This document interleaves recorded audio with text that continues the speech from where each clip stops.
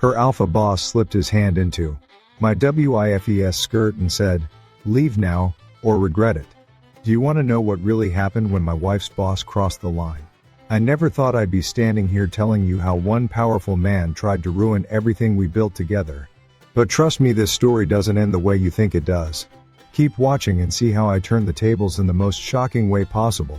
I had always believed that my life was stable, predictable even. I wasn't a man who sought out excitement or drama. I worked hard, came home, and enjoyed the simple comforts of my life with Ren. We had carved out a little slice of suburban bliss here in Chicago, away from the chaos of downtown, with a cozy home that felt like it had been made just for us. I was a software engineer, and the logical, methodical nature of my work mirrored the way I approached most things in life. I'd start each day at a company that was one of the best in the city, top-tier clients. Challenging projects, a good paycheck. It wasn't glamorous, but it was solid, reliable. That was the kind of life I had always wanted, steady, calm, and honest. Ren fit into that vision perfectly. She was beautiful. The kind of beauty that turned heads when we walked into a room. But it wasn't just her looks that made her special. She had this sharp, clever mind, a wit that could light up a room, and a way of making people feel like they were the most important person she'd ever met. She was ambitious, too. She worked as an executive assistant at Mercer Holdings, a financial firm known for its cutthroat culture. It didn't faze her, though. She thrived under pressure, and I admired that about her. In the evenings, we'd sit in our living room, the fireplace casting a soft glow, and talk about everything, our plans for the future. Trips we wanted to take, the family we dreamed of starting one day. We made promises to each other in those quiet moments, promises about growing old together, about always having each other's backs, no matter what. But looking back, I think the cracks had started to form long before I ever noticed them. Ren's job had always been demanding, but it began to feel like more than that. The late nights at the office were nothing new. At first, "Cassius needs me to stay late," she'd say, texting me as I sat alone in our dining room, picking at the dinner I'd cooked for two. I didn't think much of it then. Cassius Mercer was her boss, a man I'd heard about but never met. From Ren's stories, he was a force of nature, ruthless, brilliant, the kind of man who expected everyone around him to perform at his level. It wasn't hard to imagine why Ren admired him, even as she occasionally vented about his impossible demands. I told myself it was just work. She was ambitious, after all. She wanted to prove herself, to climb the ladder, to be someone Cassius could rely on. It made sense until it didn't. I started noticing the little things. Her texts became shorter, more impersonal. She used to call me on her way home from work, her voice warm and full of stories about her day. Those calls grew rare, replaced by quick messages that gave no real details. She started paying more attention to her appearance, perfectly polished nails, dresses that seemed just a touch too elegant for the office. And then there was her phone, always buzzing with notifications she never acknowledged in front of me. Always face down on the table. It was small stuff, but it built up, like an itch I couldn't scratch. I started wondering if I was just being paranoid. Was I imagining the distance between us? Was I reading too much into a few late nights, and a little extra effort with her makeup? I hated that I was even thinking like this. We'd always trusted each other, always been honest. I didn't want to be the guy who got jealous over nothing. Still, I couldn't shake the feeling that something was wrong. One evening, as we sat at the dinner table, I finally asked, "You've been working late a lot recently," I said, trying to keep my voice light, casual. "Everything okay at the office?" Ren barely looked up from her plate. "Yeah," she said, her tone clipped. "Cassius has been demanding lately. It's exhausting." She wasn't lying, exactly, but she wasn't telling me the whole truth either. I could feel it. Her phone buzzed on the counter, and we both glanced at it. She reached for it quickly, flipping it face down again before reading the message. "Work again?" I asked, keeping my tone as neutral as I could. "Yeah," she said shortly, her eyes not meeting mine. "Cassius is just being difficult." I let it drop, but that night, as I lay awake beside her, I stared at the ceiling and felt something twist in my gut. The woman I knew, the woman I'd shared everything with, was slipping away from me. And the more I tried to tell myself it was just work, the more I doubted it. We still had moments, brief flashes of the life we'd built together. She'd laugh at one of my dumb jokes, or curl up next to me on the couch, with a glass of wine. But those moments felt fewer and farther between. More and more, I felt like I was living with a stranger. Ren had always been so open, so easy to read, but now she was guarded, careful. I hated feeling this way, like I had to question her, like I couldn't just take her words at face value anymore. It wasn't who I was, and it wasn't who we were. But I couldn't ignore the changes, the distance that had grown between us. I couldn't ignore that nagging voice in the back of my mind, whispering that something wasn't right. Something was coming, and no matter how hard I tried to push it down, it was getting louder. It started slowly. Ren's late nights weren't new. She'd always been ambitious, always willing to push herself for the sake of her career. But this felt different. It wasn't just that she stayed late more often, her whole demeanor had shifted.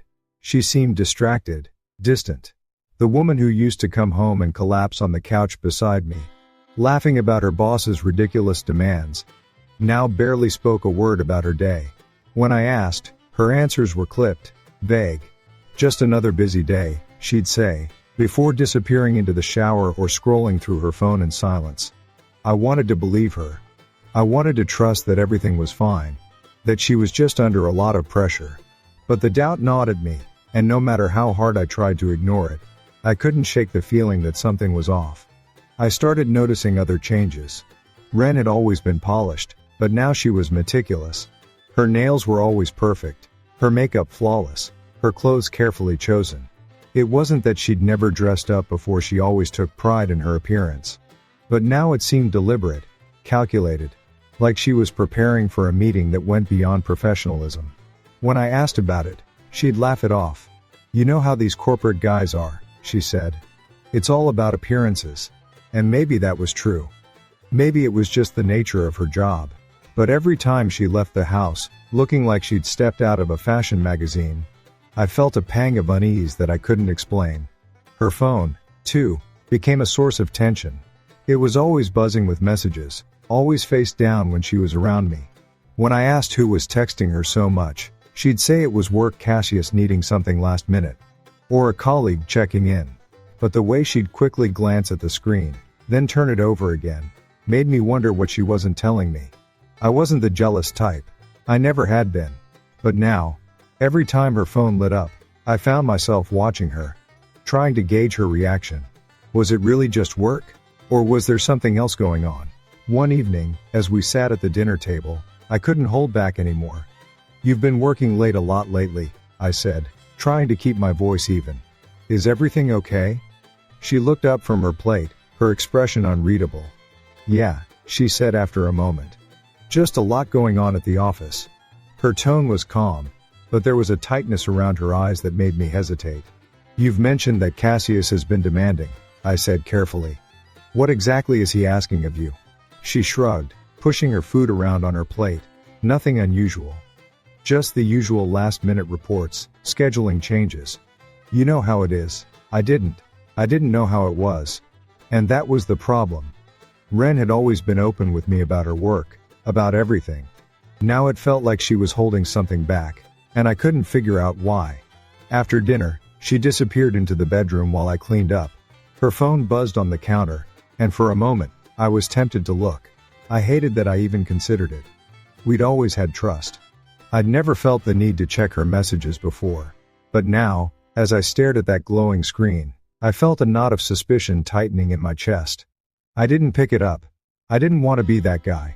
Instead, I turned off the kitchen light and joined her in the bedroom, where she was already in bed, scrolling through her phone. "Who's texting you so late?" I asked, my voice casual. She glanced up, then set the phone down beside her. "Just Cassius," she said. "He wants me to come in early tomorrow." She rolled over and turned off her lamp. "Good night." I lay there in the dark, staring at the ceiling, my mind racing. I told myself it was just work. Ren was committed to her job, and Cassius Mercer was a demanding boss. But the doubt lingered, growing stronger with each passing day. I started paying closer attention, watching for patterns, trying to find some clue that would explain her behavior. And then, I started noticing the way she talked about Cassius. His name came up more often. always in the context of work, but there was a guarded quality to her tone that hadn't been there before. She'd mention his demands, his expectations, but she never elaborated. It was as if she didn't want me to know too much, as if keeping it vague would prevent me from asking more questions. I began to wonder if she was protecting him or herself. Things escalated the night of the corporate gala. Ren insisted I come with her, saying it was important for networking. I wasn't thrilled about the idea. I hated these kinds of events, but I wanted to support her, so I agreed. She spent hours getting ready, slipping into a deep navy dress that hugged her body in a way that made my breath catch. As she stood in front of the mirror, adjusting her necklace, I noticed the way she seemed to be preparing herself like she was bracing for something. At the gala, I felt out of place. Ren moved through the room with practiced ease, laughing at jokes, shaking hands, and making small talk with people whose names I didn't know. I stayed by her side, smiling politely, but I couldn't shake the feeling that I didn't belong. And then I saw him, Cassius Mercer. He was taller than I'd imagined, his presence commanding the room. He wore a charcoal suit that looked like it cost more than my car, and when his eyes landed on Ren, his lips curved into a smirk. He walked over to us, his stride confident, and extended a hand. "Callum, right?" he said, his voice smooth. "Ren's told me so much about you." I shook his hand, noting the firm grip, the way he held my gaze just a second too long. "All good things, I hope," I said, forcing a smile. He chuckled. "Of course. She's one of my best." Ren smiled, but there was a faint flush in her cheeks. The rest of the conversation was a blur. I couldn't focus on his words, couldn't tune out the way he looked at her. It wasn't professional. It was personal, intimate. I didn't say anything then, but as we drove home that night, I finally spoke up. "What's the deal with Cassius?" I asked, gripping the steering wheel. "The way he looks at you, it's not professional." Ren sighed, staring out the window. "Callum, he's like that with everyone. It's just his personality." "It didn't feel like that," I said. "It felt like he was crossing a line." She shook her head. "You're overreacting." "Am I?" I pressed. "Because it seems like there's more going on than you're telling me." She turned to face me, her expression defensive. "What do you want me to say, Callum? That he's demanding? That he pushes people? Fine. He does. But that's just how he is." I fell silent, my grip on the wheel tightening. Her words didn't reassure me. They only made the doubt grow stronger. That night, as she slept beside me, I lay awake again, staring at the ceiling. The image of Cassius's smirk burned into my mind, his words echoing in my head. "She's one of my best." There was something in the way he said it, something that set my teeth on edge. I didn't know what it was, exactly, but I knew one thing for sure. My life, the life I thought was stable, secure, was starting to unravel, and no matter how much I wanted to ignore it, I couldn't. Something was wrong, and I couldn't keep pretending everything was fine. So far, you've seen the cracks start to form. But what happens next will leave you questioning everything. Did I confront him head on and risk it all? Or did I find another way to expose the truth? Comment 1 if you think I walked away, or comment 2 if you think I fought back. I'm curious to see what you'd do in my place. It was early morning when the thought finally crystallized in my mind. I needed to know who Cassius Mercer really was. Not the image Ren had painted of him over the years: brilliant, demanding, a perfectionist. I wanted to see the man behind the facade, the one who was slowly chipping away at the foundation of our marriage. I couldn't shake the feeling that he was more than just a difficult boss, that he was something darker, something that Ren either couldn't see or didn't want to admit. So that morning, as the sunlight barely filtered through our bedroom blinds, I grabbed my laptop and started digging. The first few searches brought up the kind of results you'd expect for a man of Mercer's stature: glossy interviews in high-profile financial magazines, keynote speeches at industry conferences, a smiling headshot accompanying a profile about his visionary leadership at Mercer Holdings. On the surface, he seemed untouchable, wealthy, respected, an image of corporate success. But as I scrolled further, I began to find cracks in the polished exterior. There were whispers in comment sections, vague mentions on business forums: "Worked under him for a year, never again." One anonymous user wrote. Another claimed, "He plays favorites, then turns on you the moment you stop being useful." A former employee, hinted at a toxic work environment and questionable ethics. Though no specifics were given. Nothing definitive. Nothing concrete. But the tone of these scattered comments was consistent. And it fueled the unease that had been growing in my gut for weeks. I leaned back in my chair, staring at the screen. If Mercer had skeletons in his closet, he had done a damn good job of keeping the doors locked. But no one rises to his level without leaving a trail. I started broadening my search.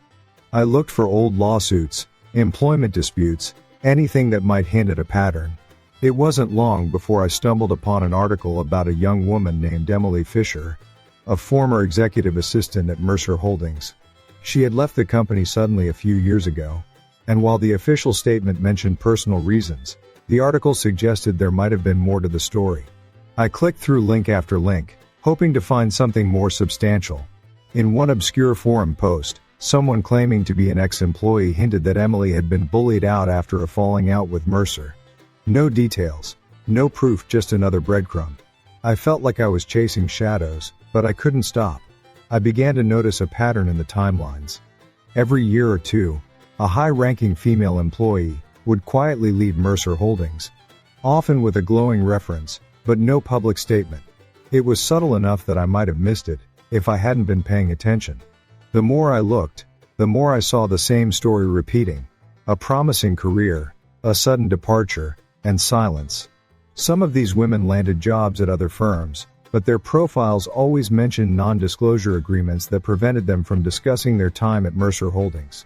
At first, I thought it was just corporate policy, but now, in the context of Wren's situation, it felt more sinister.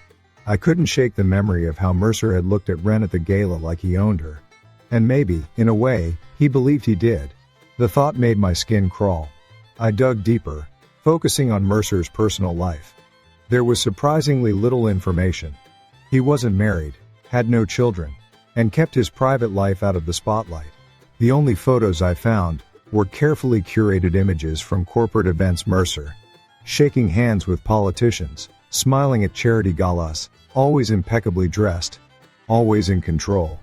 He had built an empire, and every detail of his public persona was meticulously crafted to maintain that image.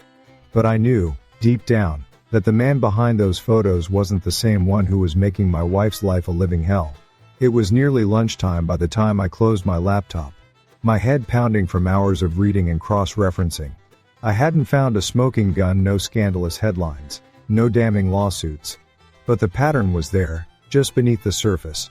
Mercer's reputation wasn't spotless, it was carefully managed. He had a history of making people disappear, professionally speaking. And Wren was next in line, unless I did something about it. When Wren came home that night, I couldn't keep it in anymore. She looked exhausted, her shoulders slumped, her heels dangling from her fingers, as she kicked the door closed behind her.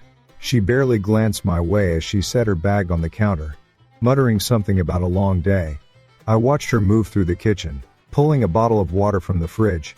Her movements slow and deliberate. There was a tension in her I couldn't ignore, something that wasn't there a few months ago. I waited until she sat down at the table, sipping her water with her eyes fixed on a random spot in the middle distance, before I spoke. "Wren," I started, my voice steady, though inside I felt like a drumline was pounding away in my chest. "Can we talk?" She looked up at me, her expression unreadable. "Sure," she said, setting the bottle down. But her tone wasn't inviting. It was wary. I took a deep breath, forcing myself to meet her gaze. "What's going on at work? And don't tell me it's just busy season or deadlines. I'm talking about Cassius." Her jaw tightened at his name, but she stayed silent. For a moment, I thought she might brush me off again, give me one of those canned responses I'd been hearing for weeks. But then she leaned back in her chair, crossing her arms over her chest. "Why are you so interested all of a sudden?" I frowned, confused by her defensive tone. "Wren, this isn't sudden. You've been coming home late almost every night. You barely talk about your day anymore. And then there's him. His name keeps coming up, and not in a good way." She looked down at her lap, her fingers fidgeting with the edge of her sleeve. "I don't know what you're talking about," she said quietly. I leaned forward, resting my arms on the table. "Don't do that," I said. "Don't shut me out. I'm not accusing you of anything. I just need to know what's really going on. I can't sit here every night wondering what's eating you alive." Her shoulders slumped even further, and for a moment, I thought she might cry. But instead, she exhaled deeply and shook her head. "It's not what you think, Callum. I'm not hiding something from you. It's just work. Cassius is demanding, yes, but that's all. He pushes everyone. I'm not some special case." I nodded slowly, trying to gauge if she was being truthful. "And the nights you come home so late? The times you barely say a word to me?" She sighed, her hands gripping her knees. "You know how it is. I'm trying to prove myself. I want to make sure I'm indispensable." "You already are," I said quietly, but she shook her head. "No," she said. "Not to him."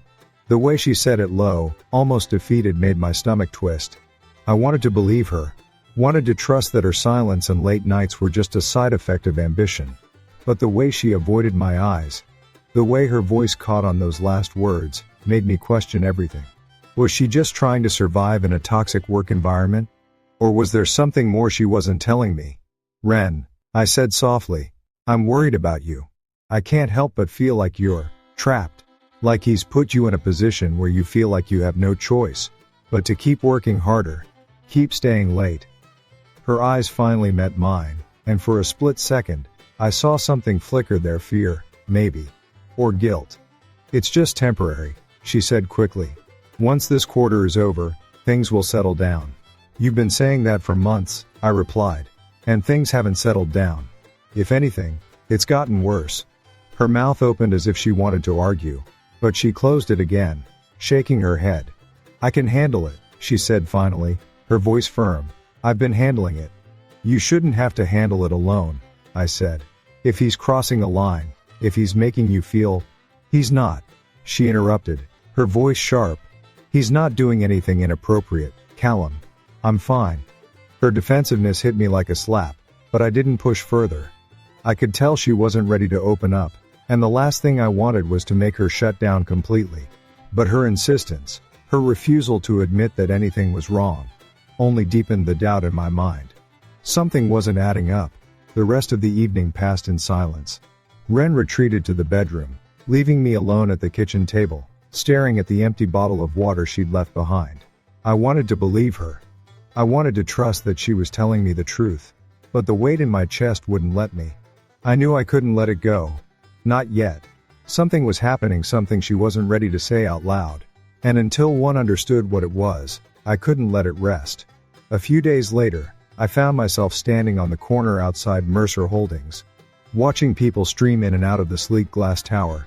The building loomed above me, its mirrored windows reflecting the gray sky, making it hard to tell where the structure ended and the clouds began.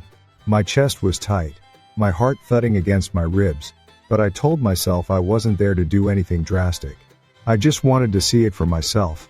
I wanted to understand what kind of world Ren had been walking into every day, what kind of man Cassius Mercer really was.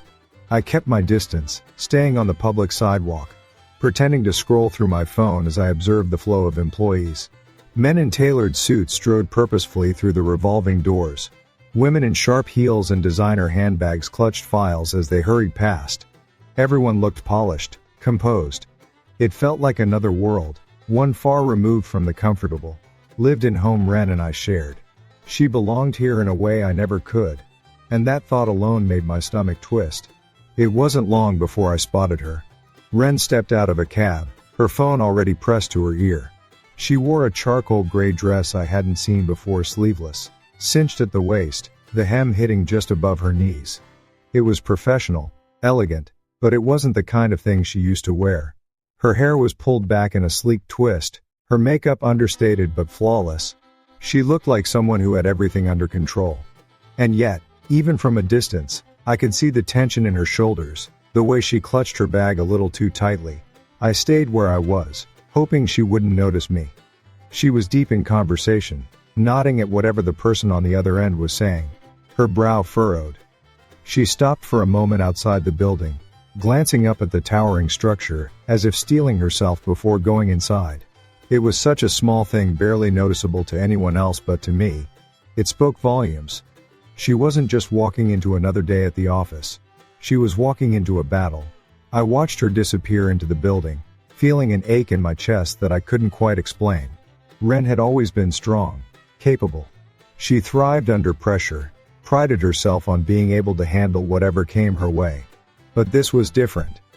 This wasn't the Ren who used to come home, kick off her heels, and laugh about the absurd demands her boss made.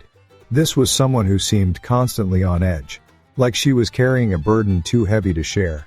I waited for a while longer, hoping I might catch a glimpse of Mercer himself. I didn't even know what I'd do if I saw him. I wasn't the type to cause a scene, and I sure as hell wasn't going to storm into his office and start throwing punches. But I wanted to see him, to get a sense of who this man was. Maybe then I'd understand why Ren had changed so much, why she seemed so reluctant to tell me what was really going on. I stayed until lunchtime, my stomach growling as the scent of street food from a nearby vendor wafted through the air. I kept scanning the crowd, looking for anyone who might be him. Eventually, I saw a tall man step out of the building. His gray suit perfectly tailored, his stride confident. He had dark hair slicked back, sunglasses perched on his nose even though the sky was overcast. He didn't stop to talk to anyone, just walked with the air of someone who expected the world to move out of his way. I was certain it was him, Cassius Mercer. He exuded the kind of arrogance that only came with power. I felt a surge of anger just looking at him, thinking about the stories I'd read, the rumors I'd heard. This was the man who had my wife working all hours, who had her coming home too exhausted to talk, who had her looking over her shoulder, as if she were always waiting for the other shoe to drop. I watched him get into a sleek black car, the driver holding the door open as he slipped inside. Then he was gone, the car blending into the traffic, and I was left standing there, my fists clenched at my sides. I hated feeling this powerless, hated that I couldn't just walk in and fix everything. Ren had always been the one who knew how to handle things, who could take on any challenge and come out on top. But now, it felt like she was trapped in something far bigger than either of us. And I didn't know how to help her. I finally turned and walked away, my mind racing. I needed more information. I needed to understand what Mercer had on her, why she felt she couldn't just walk away. The pieces of the puzzle weren't fitting together yet, and the harder I tried to make sense of it, the more tangled it all seemed. But one thing was clear, I couldn't keep standing on the sidelines. I had to do something. I just didn't know what. That evening, after a day of watching Mercer's empire from the outside, I couldn't shake the feeling that I was still missing something. I sat in our living room, the glow of the TV, barely registering as I stared at my laptop. Ren was in the bedroom, the door shut, probably going over some report or catching up on emails. She'd barely said a word when she came home. I'd asked how her day went, and she'd replied with a generic fine before disappearing down the hall.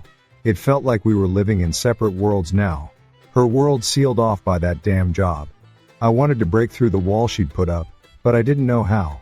I scrolled through old company press releases, archived interviews, even a few articles about Mercer's charitable efforts. The man was a master of image control. He had just enough public goodwill to keep any serious scrutiny at bay. It was frustrating, knowing he had all these skeletons just out of reach, locked behind airtight NDAs, and carefully managed PR. I leaned back on the couch, staring at the ceiling. If Mercer had something on Ren, if he was using her ambition against her, then I needed to find out what it was. But how? She wouldn't tell me. Not yet. And I didn't have the resources to take him on directly. That's when it hit me. Maybe I didn't need to go after Mercer himself, at least not yet. Maybe the key was looking at the people around him. I remembered that vague article I'd found about Emily Fisher, the assistant who left under mysterious circumstances. If she had been through something similar, she might know what Ren was dealing with. She might have answers. I started searching for any trace of Emily. Social media was my first stop, but her profiles were locked down. I tried LinkedIn next, and there she was, her profile marked open to work, with a generic job title and a professional headshot. It wasn't much, but it was a start. I hesitated, my fingers hovering over the keyboard. Reaching out to a stranger felt invasive. But what choice did I have? I drafted a polite message, explaining that I was researching Mercer Holdings, and had some questions about her time there. I kept it vague, hoping she'd be willing to talk. The message sent, I leaned back and stared at the screen. The waiting was unbearable. I didn't even know if she'd see it. let alone respond. But as the minutes ticked by, I couldn't help but feel a flicker of hope. If she answered, if she was willing to talk, then maybe I could finally get some clarity.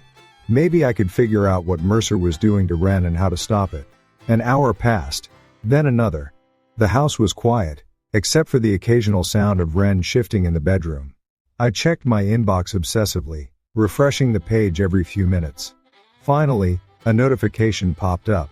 My heart jumped as I saw her name in the subject line. I opened the message, my hands trembling slightly. Emily's reply was short, cautious. She didn't give much away, just said she'd be willing to chat and asked for a time to call. I quickly replied, thanking her and suggesting a time the following evening. She didn't respond right away, but I took her initial reply as a good sign. It was a lead more than I'd had before. The next day at work, I could hardly concentrate. My mind kept drifting to that upcoming call, the questions I'd ask, the answers I hoped to get. I felt like I was on the verge of a breakthrough, but I was also nervous. What if Emily didn't have anything useful? What if she refused to talk once I brought up Mercer's name? Or worse, what if she confirmed my worst fears about what Ren was going through? By the time I got home, my nerves were frayed. Ren was in the kitchen, stirring a pot of something that smelled faintly of garlic and herbs. She glanced at me as I came in, her face unreadable. "Hey," she said. "Hey," I replied, setting my bag down. "Dinner smells good. Thanks." She turned back to the stove, and just like that, the conversation was over. I stood there for a moment, unsure of what to say next. I wanted to ask how her day went. If Mercer had piled more work on her, if she was okay. But I knew how she'd respond, fine, or busy, nothing that would give me a real answer. Instead, I made myself useful. I grabbed plates from the cupboard, set the table, tried to act normal, but the tension in the air was impossible to ignore. We ate in near silence, the occasional clink of forks against plates the only sound. I caught Ren glancing at her phone a few times, her expression tight. I knew better than to ask who was texting her.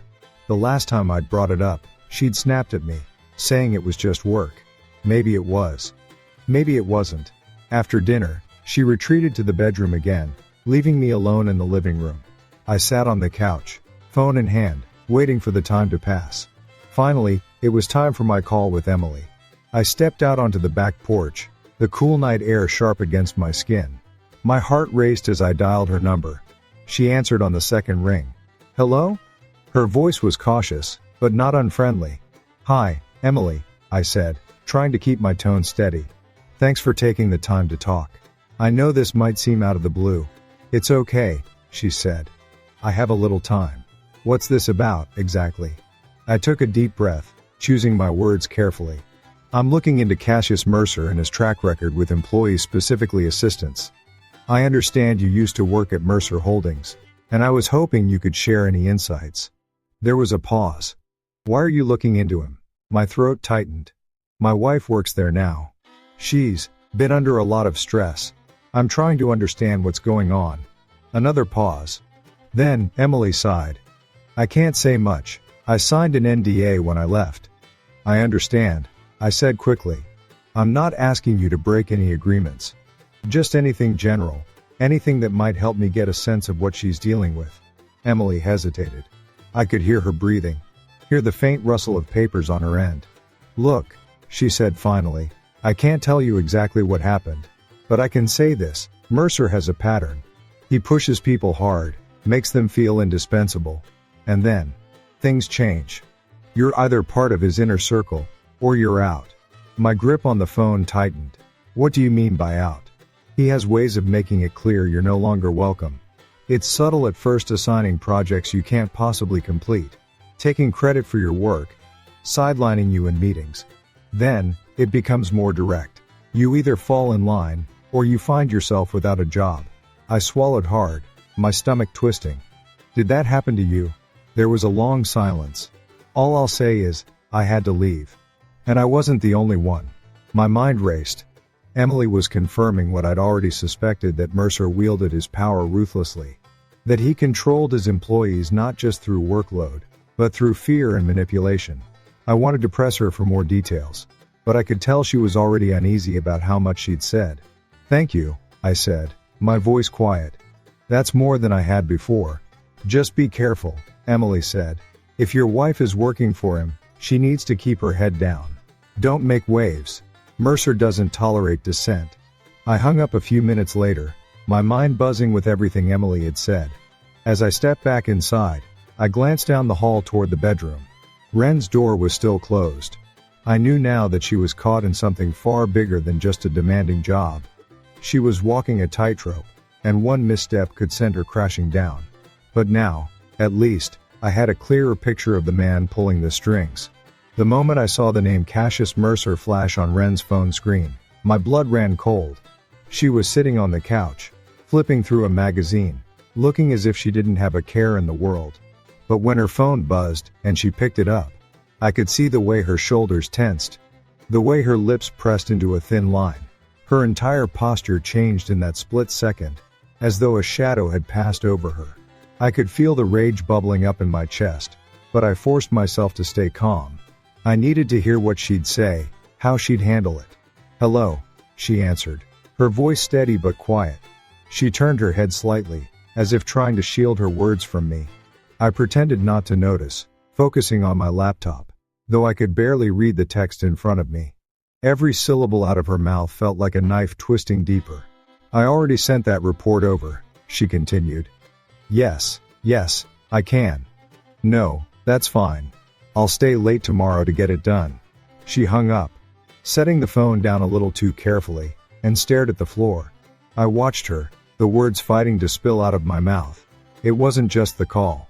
It was the way her hand trembled slightly as she set the phone down. It was the way she stared at the carpet like she was willing herself to disappear. I knew right then that this had gone beyond just a difficult boss, beyond the normal stress of a high-stakes career. This was something else entirely. "Cassius?" I finally asked, keeping my voice calm but firm. She glanced up, startled, as though she'd forgotten I was even in the room. "Yeah. He just needed me to stay late tomorrow," she said quickly. Too quickly. I nodded, watching her carefully. "You sure that's all? What else would it be?" She snapped, and I could hear the defensive edge in her voice. She stood up, brushing invisible lint off her pants. "It's just work, Callum. Not everything is some big conspiracy." I stood too, feeling the tension rising between us. "You don't have to bite my head off. I'm just asking." She sighed, turning away. "I'm sorry. I'm just tired. It's been a long day." I wanted to tell her that I didn't buy it, that I could see right through her. But something in her tone, in the slump of her shoulders, stopped me. Instead, I let her retreat to the bedroom, the door closing softly behind her. I stared at that door, my hands clenched into fists. My wife was slipping further and further away from me, and I had no idea how to stop it. That night, I barely slept. I lay in bed, staring at the ceiling, the faint sound of Wren's breathing beside me doing nothing to calm my racing thoughts. I kept replaying the phone call in my head, her clipped responses, the way her body stiffened at the sound of his name. She was scared, I knew that much. But scared of what? Of losing her job? Of disappointing him? Or was it something darker, something I hadn't even considered yet? By the time the sun came up, I felt like a man on the verge of cracking. I needed answers, and I needed them now. I got up early, careful not to wake Wren, and grabbed my laptop. I scoured every corner of the internet for anything that might give me a clearer picture of who Cassius Mercer really was. I read old news articles, scanned corporate press releases, and even dug into social media posts from former employees. What I found made my stomach turn. There were no smoking guns, no outright allegations, but the pattern was unmistakable. Women who had once worked closely with Mercer either disappeared quietly, or left the company under amicable circumstances, never to speak publicly again. The same story played out over and over. Bright, ambitious employees who vanished from Mercer Holdings without a trace, their LinkedIn profiles suddenly bare, their social media scrubbed clean. It didn't take a genius to figure out that Mercer had the resources to make problems go away. And now, Wren was caught in that same web. I glanced at the clock. She'd be getting up soon. I needed to figure out how to approach this, how to make her see that she didn't have to go through this alone. But how could I do that without scaring her off? Without making her retreat even further behind the walls she'd built around herself? I felt like I was walking a tightrope, one wrong step away from making everything worse. When she finally emerged from the bedroom, I tried to keep my tone light. "Morning," I said, pouring myself another cup of coffee. "Morning," she replied, her voice flat. She grabbed a mug and joined me at the table, her eyes avoiding mine. I studied her face, noting the faint shadows under her eyes, the tightness in her jaw. She was carrying something heavy, and it was slowly crushing her. I couldn't keep the words inside any longer. "Ren," I said gently, "what's really going on?" Her head snapped up, her eyes narrowing. "What do you mean?" I set down my mug. "I mean with Mercer. This isn't just about working late or meeting deadlines, is it?" She looked at me like I'd just said something ridiculous. "Of course it is. That's all it is." "No, it's not," I said firmly. "I can see it, Ren. You're not yourself anymore. You're distant, jumpy. I know something's wrong, even if you won't tell me."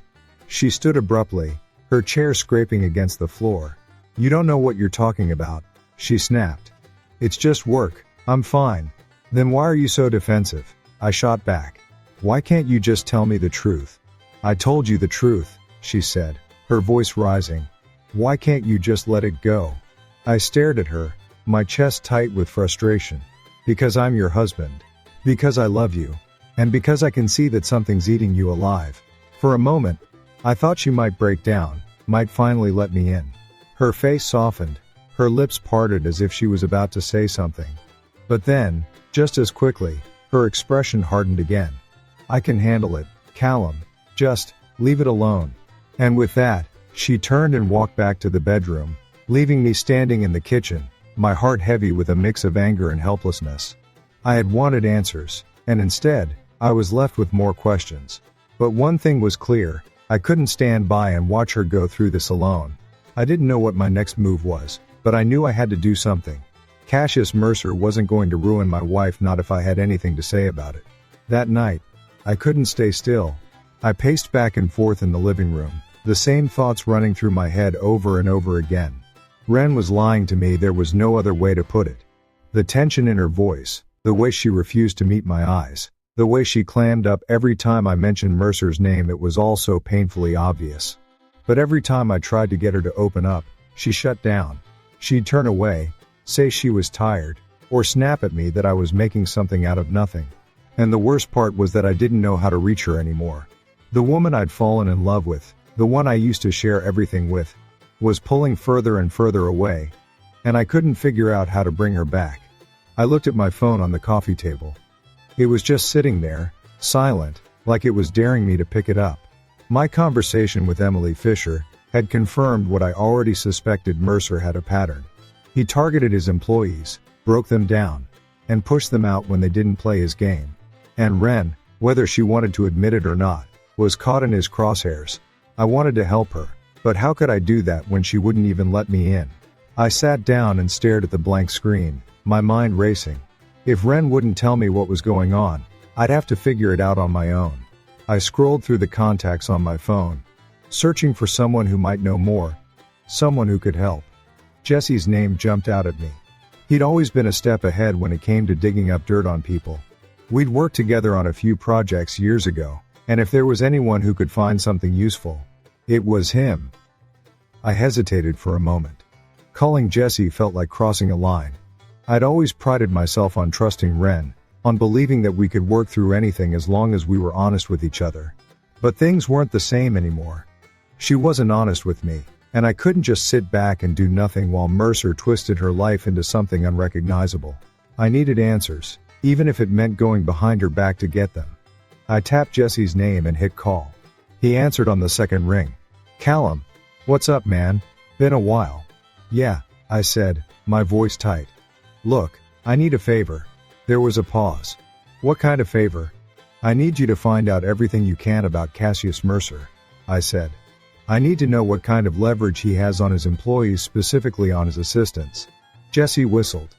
"That's a tall order. You sure you want to go down that road?" "I don't have a choice," I said. "It's Ren. I don't know, man. She's not herself anymore. I think Mercer's doing something, pressuring her, threatening her, I don't know.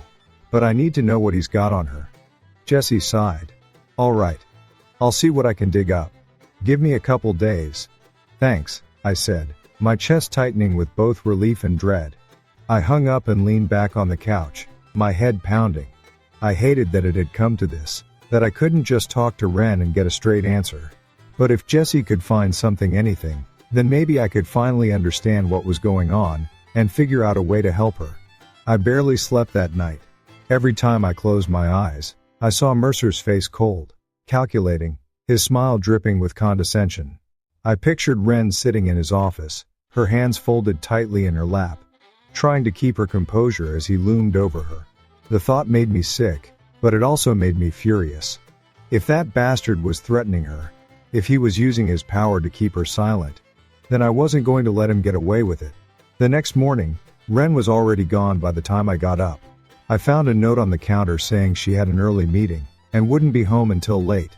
I stared at her neat handwriting, the words carefully chosen and carefully distant. She was shutting me out completely now, and it felt like someone had ripped the ground out from under me. I spent the day trying to focus on work, but it was pointless. Every email I sent, every line of code I wrote, felt like a meaningless distraction. My mind kept drifting back to Jesse's call, to the hope that he might find something that could help me understand what was happening to Ren. I wanted answers, but I also feared what those answers might mean. If Mercer really had something on her, if he was blackmailing her, or worse, then what the hell was I supposed to do about it? When Jesse called me back that evening, I almost dropped my phone in my rush to answer. "Callum," he said, his tone serious. "I found something." "What is it?" I asked, my heart pounding. "Mercer's got a history of making problems disappear," he said. "There's a pattern: assistants who leave suddenly, settlements that never see the light of day, contracts that ensure nobody talks. He knows how to cover his tracks, but the more I dig, the more it looks like he's been using NDAs and hush money to keep people quiet." "Did you find anything on Ren?" I asked, my voice barely above a whisper. Jesse hesitated. "Not yet. But if she's under pressure, it's probably the same playbook. He's pushing her, making her think she can't leave, making her think she's stuck." I gripped the phone so tightly my knuckles ached. "What do I do?" Jesse sighed. "For now, keep digging. Keep watching. If she's not ready to talk, you can't force her. But if you find proof, if you can show her what Mercer's doing, then maybe she'll finally open up." I thanked him and hung up, my mind racing. Jesse had confirmed what I'd feared all along. Mercer was a predator, a man who used his power to trap people, to silence them. And Ren was caught in his web. But now I had a lead, something I could use to start pulling her out. I wasn't going to stop until I got her back, until I brought that bastard down. The house was quiet when I set my phone down. I sat on the edge of the couch, staring at the blank TV screen, my heart heavy with both determination and dread. I didn't know what my next move would be, but I knew one thing for certain: I wasn't giving up on Ren. I wasn't letting Mercer win. I'd find a way to bring her back, no matter what it took. When I opened the front door that night and found Ren sitting on the couch, waiting for me, I knew something had shifted. The air between us felt different, heavier somehow. She wasn't flipping through her phone, or pretending to read a magazine like she usually did. Instead, she just sat there, hands folded in her lap, her eyes meeting mine with a mixture of exhaustion and something else I couldn't quite name. It wasn't resignation, more like a quiet determination. I set my bag down and took a step toward her, my throat tight. "Ren," I said softly, not sure where to begin. "What's going on?" She hesitated, her gaze dropping to her hands. "Callum," she said, her voice steady but quiet. "I need to tell you something." I nodded, my heart thudding in my chest. "Okay." For a long moment, she didn't say anything. Then she looked up at me, her eyes searching mine. "I can't do this anymore," she said. "I can't keep pretending everything is fine." I took another step closer, my pulse quickening. "What do you mean?" She let out a shaky breath, running a hand through her hair. "It's Mercer," she said. He's been pushing me, Callum, more than just work. He's been." She trailed off, her voice breaking. I felt my stomach drop. "What did he do?" I asked, my voice sharper than I intended. Ren's eyes filled with tears, but she didn't look away. "It's not just the long hours or the constant demands. It's the way he makes me feel like I have no choice. Like I'm trapped." I clenched my fists, the anger boiling inside me. Ren, you're not trapped. You can walk away from him. She shook her head. You don't understand.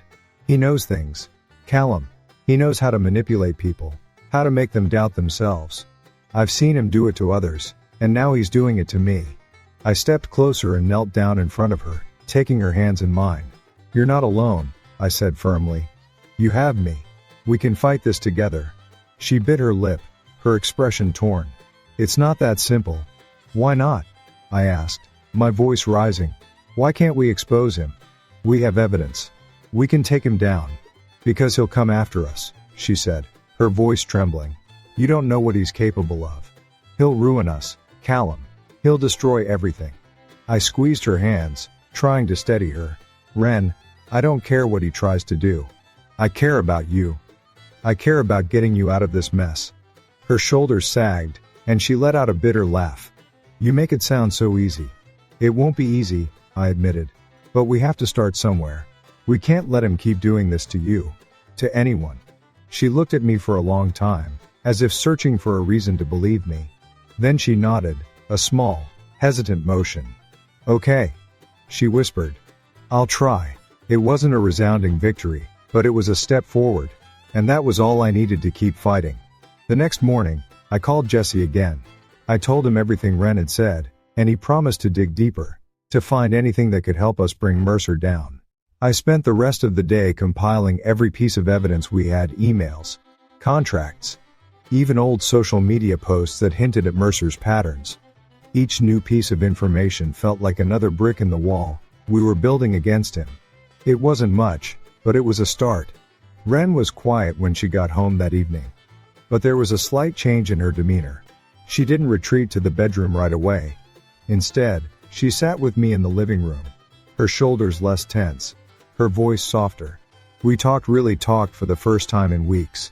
She told me about the pressure Mercer had been putting on her, the subtle threats and veiled insults. She admitted that she'd been afraid to tell me, because she didn't want me to think she was weak. You're not weak, I told her, my voice firm. You're one of the strongest people I know. And we're going to get through this. She didn't say anything, but the faint hint of a smile on her lips was enough to make me feel like we were finally on the right track. The following weeks were a blur of late-night phone calls, meetings with lawyers, and careful planning. Jesse came through with more evidence, financial records that showed Mercer's shady dealings, testimonies from former employees who were willing to speak anonymously. We compiled everything into a detailed report, one that painted a clear picture of Mercer's corruption and abuse of power. As the case grew stronger, so did Ren. She started standing a little taller, speaking a little more confidently. She still had her moments of doubt, moments when she'd retreat into herself, afraid of what might happen if Mercer found out what we were doing. But each time, I reminded her that she wasn't alone. I reminded her that we were fighting this battle together. The day we finally handed over the evidence to the authorities felt surreal. Ren and I sat in a small conference room, watching as the investigator flipped through the pages of our report. He didn't say much, just nodded occasionally, and scribbled notes in the margins. When he finally looked up, his expression was serious but determined. This is a solid case, he said. We'll start the investigation immediately. Ren let out a shaky breath, her hand gripping mine under the table. I could feel her tension, her fear, but also her resolve. We had done it. We had taken the first step toward bringing Mercer to justice. As we left the building, Ren turned to me and said, "What now?" "Now," I said, "we wait. But no matter what happens, we've done the right thing." She nodded, her eyes bright with a mixture of hope and uncertainty. "Thank you," she said softly, "for not giving up on me." I squeezed her hand. "I'll never give up on you." The road ahead wasn't going to be easy. Mercer would fight back, I was sure of it. But for the first time in months, I felt like we had a chance. We had taken the first step in a long journey, and I was ready to see it through. Together, we were going to take down Cassius Mercer and reclaim our lives. Now you know how it all played out, how a predator's web was unraveled, and how we reclaimed our lives. But here's the real question. What would you do if someone like Cassius Mercer tried to take everything from you? Could you stand up, face the fear, and expose the truth? Share your thoughts below, And don't forget to like, comment, and subscribe if you want more stories like this. Your voice matters, and together, we can make a difference. In the end, I learned that silence only gives power to those who abuse it. By speaking up and refusing to back down, we were able to expose the truth and hold Mercer accountable. Every person in this country deserves a workplace where they feel safe, respected, and valued. No one should live in fear of retaliation for doing what's right. This isn't just about one man or one company. It's about creating a culture where integrity and justice come first. If we all take a stand against corruption and exploitation, we can build a better, fairer society for everyone.